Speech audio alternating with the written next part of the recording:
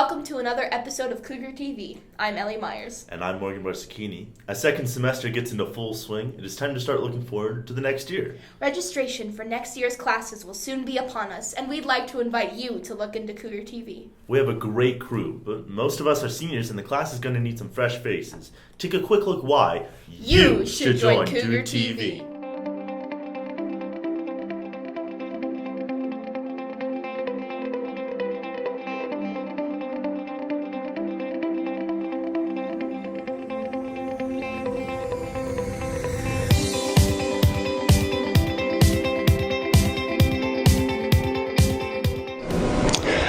Cougar TV is our school news network here at Coronado. You can watch our episodes every Wednesday at Cougar Connection. If you're interested in joining Cougar TV, you must have taken Video Production 1 and 2, or if you're a senior, then contact Mr. Phillipson in room 415 and ask for his approval. If that's not incentive enough, Cougar TV can also be considered an honors credit. Stay classy, Coronado. I'm Mr. Phillipson, and I approve this message. Join or die. Don't scare them off. I'm trying to be encouraging. Well, it's not working. Anyways, moving on. Winter makes sports outside seem pretty unappealing. It's always so cold and windy and wet. Luckily, D11 had enough money to build us a gym. We caught up with our men's basketball team in the cozy warmth of the main gym. Let's take a look.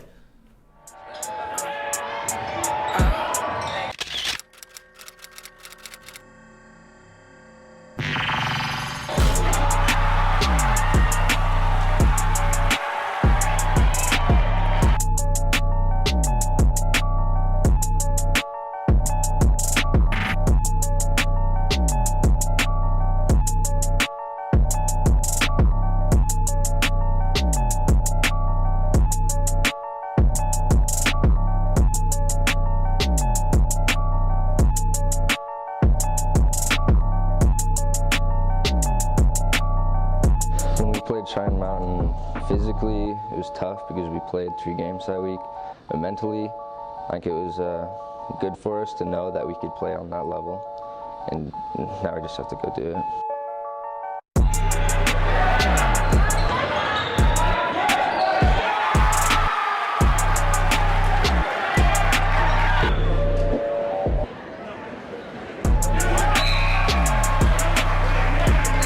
It felt good when we played Cheyenne Mountain. We took them to overtime, and I think it was good for us to know that we could play with them.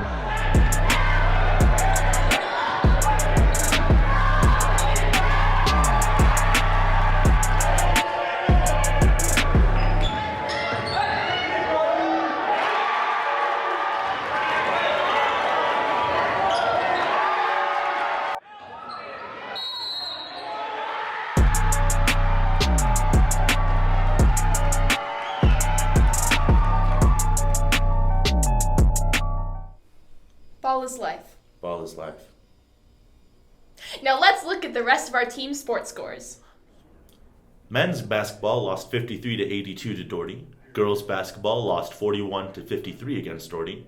Girls swim lost against Liberty 68 to 116. Hockey lost to Liberty 3 to 4. Good job, Cougars. There's a lot of talented students that go to Coronado with many diverse hobbies and interests. Today we take a look at Amelia Herman, a talented photographer. Someone who laughs like you.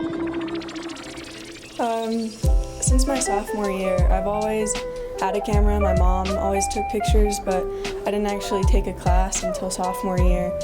And then I took the class, and she skipped me forward a little bit, and now I'm in AP Photo, which is really exciting because I've learned a lot, mostly with Photoshop, but it's really interesting, like learning how to use all the technical parts of a camera, and so it's more than just taking pictures, really. It's easy.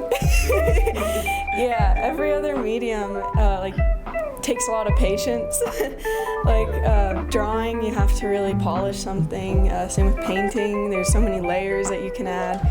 But with photography, you take a picture, and if it turns out good, you can work with it, and you can always go back to it. So. No. of course, when you hear about someone going into any art profession, it's scary, and I would love to, and I'm going to keep doing it, but I'm also good at school, so I know I can go somewhere with that.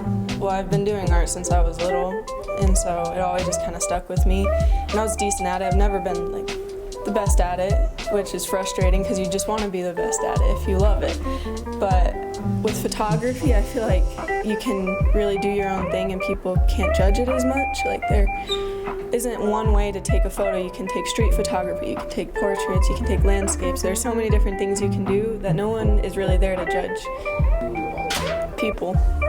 Yeah, but not portraits. Like, they're enjoyable, but they can get boring. And so what really got me into it was street photography. I used to just wander around downtown and just take pictures of people that get really mad.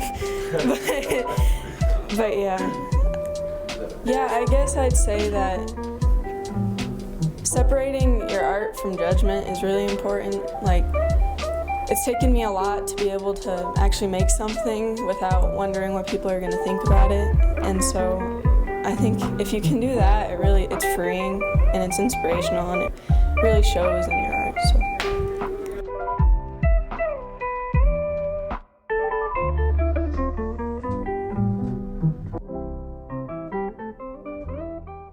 Wow, we sure got some talented students here at Coronado.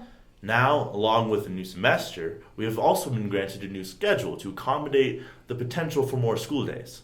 This new schedule caught my interest for a couple of reasons, so I ventured into the field to learn more.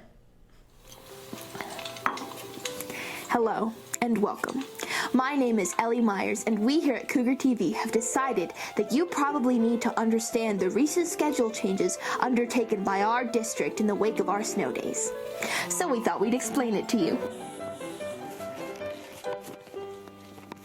You see, after a total of... how many was it again?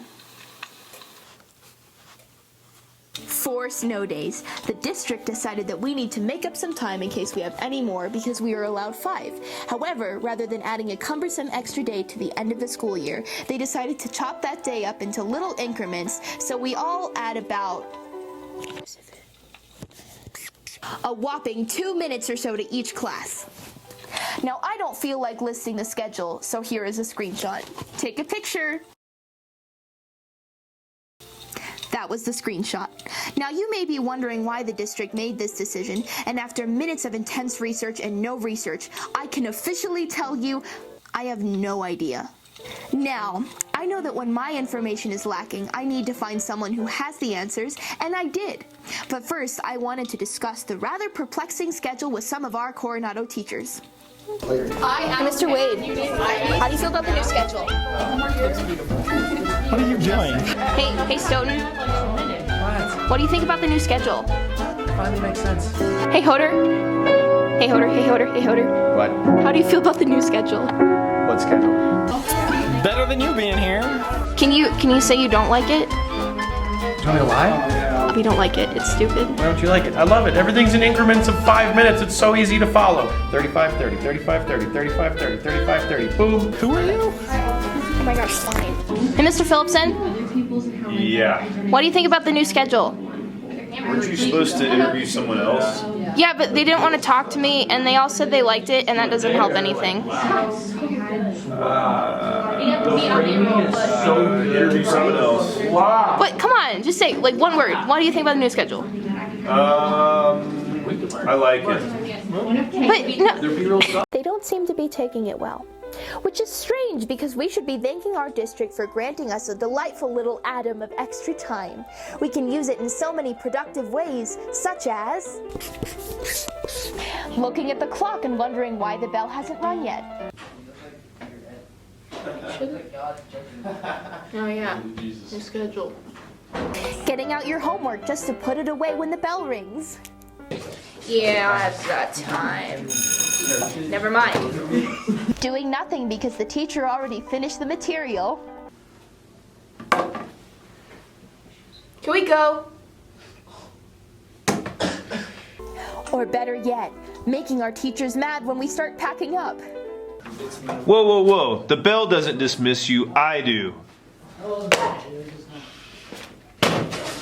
But I I still didn't really understand why the district made this decision. So, I decided, as I so often do, to take my shrill complaints to the man in charge. I traveled for miles to conference with our illustrious leader, braving every manner of element to speak to our own Mr. Smith. So I'm back. And I have more problems. Excellent. Welcome. Alright. So, what I wanted to talk to you about today was the new bell schedule. So, why was 10 extra minutes per day chosen instead of an extra day? Historically, families make plans if they've already scheduled their vacations. So actually adding more days on to the end of the year causes more conflict. Here's my professional opinion. Days at the end of a school year become less productive and less productive because we're just tired, right? We're all tired. So if that's the case then, if it gets less productive at the end of the year to have an extra day, isn't it great that each teacher gets about 2 minutes or less to add more material to their lesson? Yeah, but it adds up, right? 2 minutes plus 2 minutes plus 2, doesn't it add up? I'm having a little bit of trouble because I've tried all the things that students typically do during extra 2 minutes at the end of class.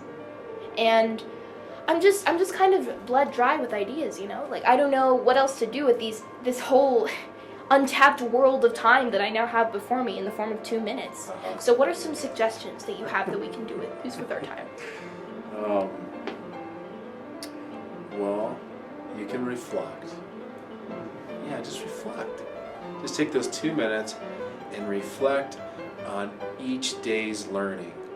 And that will make a huge difference in your lives. I am so thankful and grateful that you asked that question. So we'll all just finish the lesson and then we'll just sit in profound silence as we process what we just learned. Yeah. That's beautiful. Yes. Oh, I have another proposal though. What if we just took that 10 minutes and gave it to us as nap time? Can we do nap time, please? I am in favor of that. The research is very clear. You could benefit from that if you if you got a little, it'd make you better and make you stronger. I'm all about it. Well, that's delightful. What papers do I need to sign? Well, let's start working on let's work on a proposal to put something together. Sounds great. Thank you so much. What a productive interview. That was fun. I really appreciate it. So there you have it, folks. You understand the schedule and timing, so I suppose my work here is done. Thanks for tuning in, and be sure to come in for another episode of Cougar TV. Ellie, you still have 2 more minutes to fill. What? Yeah, we have to fill up the time slot. What do you... I just finished... Alright, fine. Or should have wrote a longer script. Stay out of this. We'll give it 2 minutes. We'll just sit and enjoy each other's company.